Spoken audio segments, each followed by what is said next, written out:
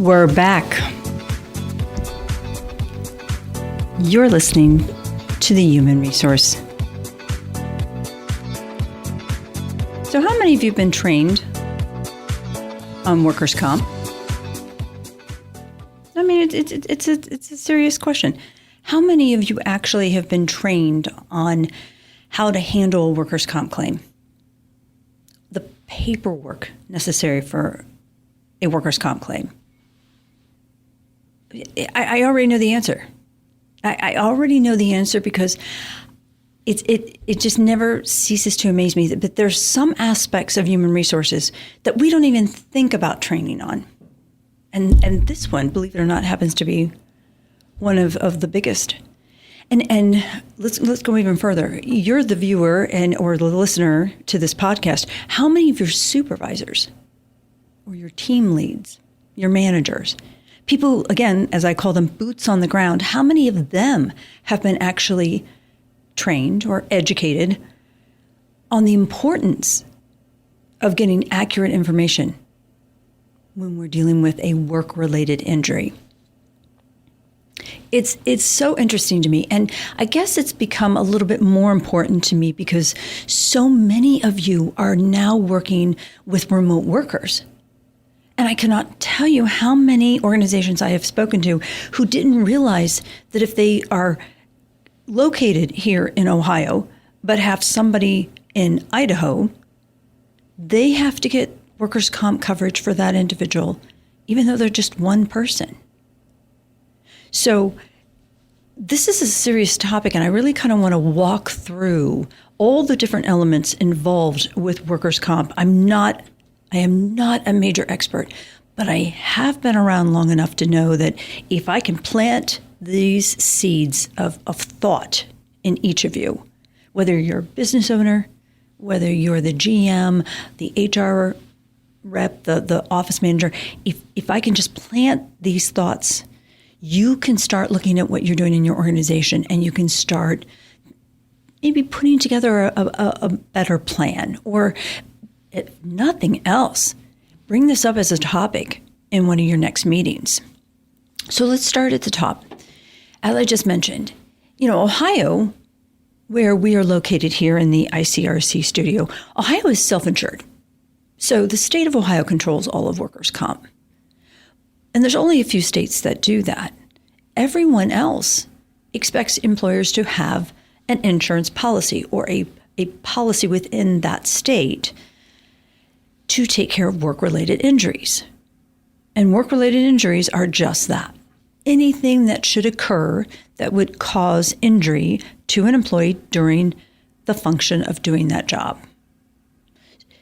And guess what? This is not an option. So just by saying, oh, well, I didn't know I had to cover my New Jersey employee, or I didn't realize that Illinois required workers' comp, it's not going to work, guys. And Ohio can decline that individual, even though they're being ran through Ohio payroll. They have the right to dispute that and say, excuse me, but we're not going to use our funds for somebody out of state. I'm not going to tell you which ones will do that, but here's the rule. If you have an out-of-state employee, a W-2 employee, you need to have workers' comp for them. And I would call your general liability insurance company and talk to them, because most likely they have those programs. They just didn't know that you had employed somebody in New Jersey or Idaho or anywhere else. So start there. Then remember that each of those states have very specific requirements. I thought it was absolutely fascinating. I was going through the workers' comp certificates, the verifications of coverage for, let's see, how many states? One of my clients has employees from Hawaii, I guess through New York, New Jersey.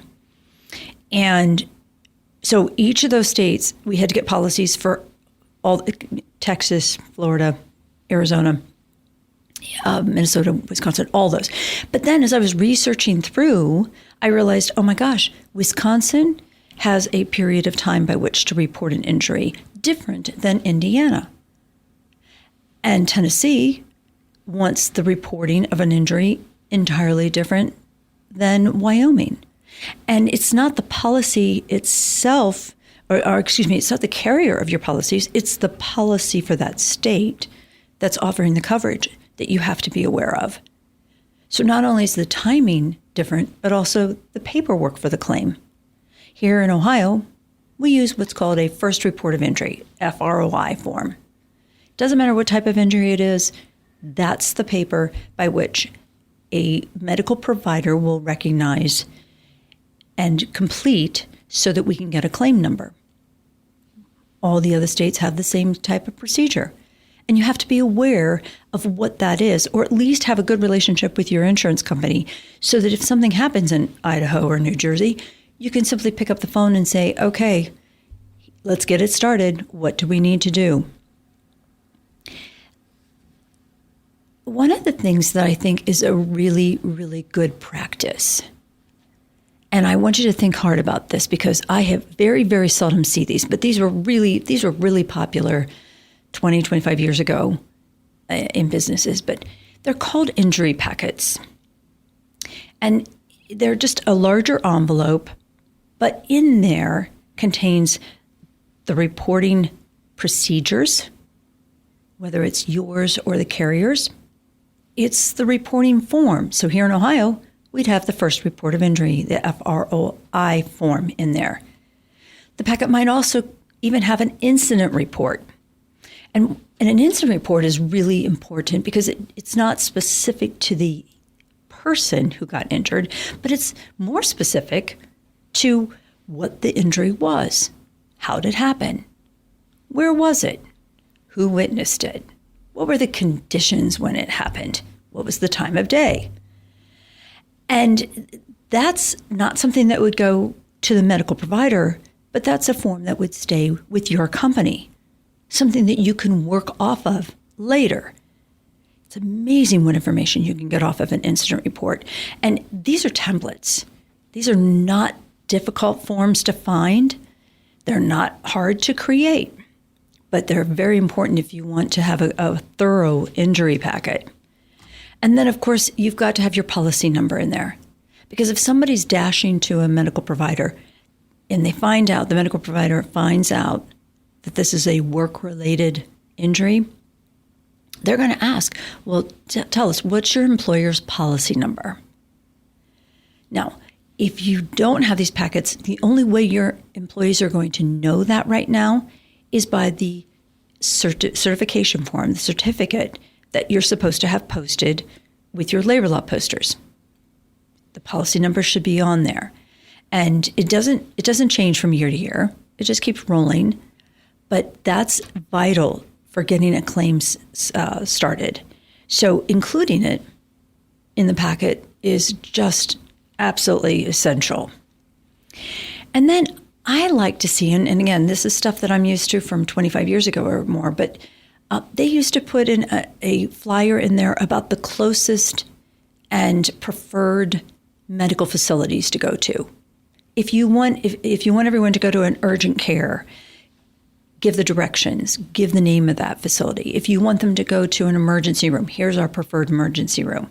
You know, some of my employers even have contracts with labs and different medical facilities. And of course you want them to go there because they already have your policy number. They already know how to process a workers' comp claim for you.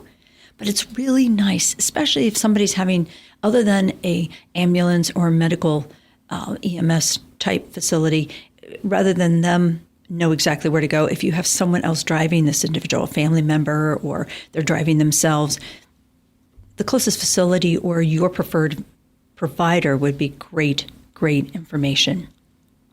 And then I also like to see in this packet who gets the paperwork. Who do the employees submit the incident report to? Who do they notify of the work-related injury? Who do they report all that to? Because you don't necessarily want them to just assume that it goes to that team lead or that frontline supervisor. If you have an HR department, you have a safety officer, those are the individuals who are monitoring these activities. They're the ones who need to know what's going on and need to be able to follow up. So add that in the injury packet. I think that's very, very important. So can you get these injury packets from maybe your TPAs, your third-party administrators? I would check. I would absolutely ask. If you're working with a managed care organization, MCO, I would definitely contact them and say, hey, this is what I'm looking for. Do you already have them put together? And many of them do for marketing purposes. They definitely want their name out there. I've got landscaping companies. I've got trucking companies. I've got HVAC companies. I've got companies that have vehicles. Those packets are in those vehicles. I don't want employees leaving the building with the risk of something happening and them not having that information. But also think about your after-hour shifts, your weekend shifts. If the production manager or the GM is holding all this information, what happens when they're not there? These packets are so nice. They can be stuck somewhere or filed somewhere where they can be accessed at any time. And there's nothing confidential about them. I mean, let's think about it. There's nothing confidential about anything that you would be putting in this packet. And yet they are so valuable when they're needed. And God forbid, we don't want accidents in the workplace, but when they happen, let's be prepared for it. So we've got all this information together. So what might happen then? Well, you've got to train your team to use those packets. You've got to prepare them to say, look, don't hesitate. And here's one of the things I really want you to think about too, is if you're in a area where accidents are likely, have you had any accidents reported? If you're not, I would seriously suspect that you may have supervisors, team leads, floor managers who are brushing that stuff away. They're pushing that aside. And guys, that is not at all what you want to find. Remember, OSHA requires the general duty clause of you have to provide a safe and secure workplace. If people are getting injured and you don't know anything about it, that's not a situation that any employer wants to be in. So train your team. Hey, if something happens, let's deal with it. Let's figure out how it happened and how we can prevent it next time. Yes, it might bing you a little bit in terms of your workers' comp risk and your cost, but don't run from that stuff, guys. You have to face this kind of stuff and teach your team the importance of this kind of communication. It was interesting. OSHA here a number of years ago took away the incentive programs for employers. Remember how we used to drive down the highway and we would see those big signs going 20 days without injury, 50 days without injury. And companies used to incentivize employees with parties and gifts and all these kind of bonuses if they went accident free. And OSHA took it away and said, oh, no.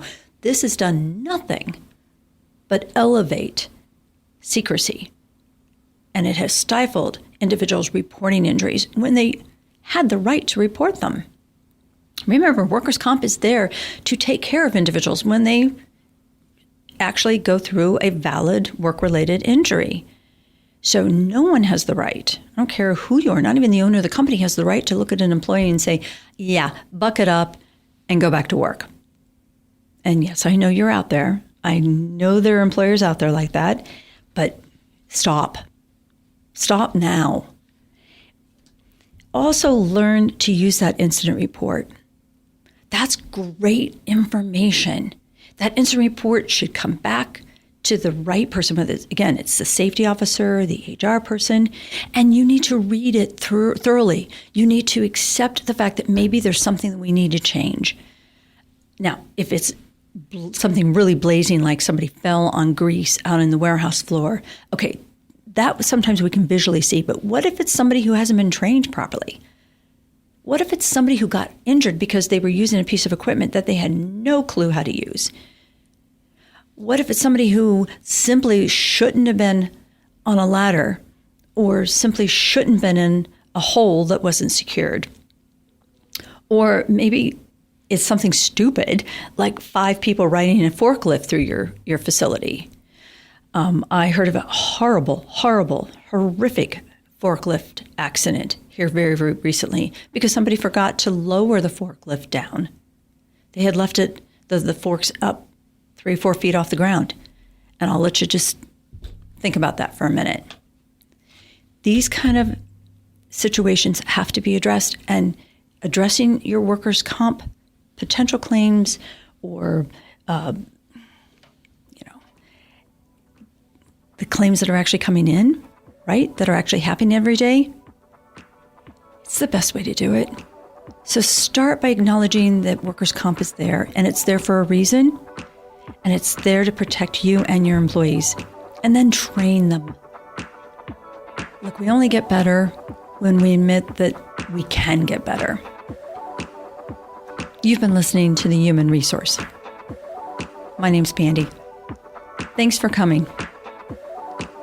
Listen again.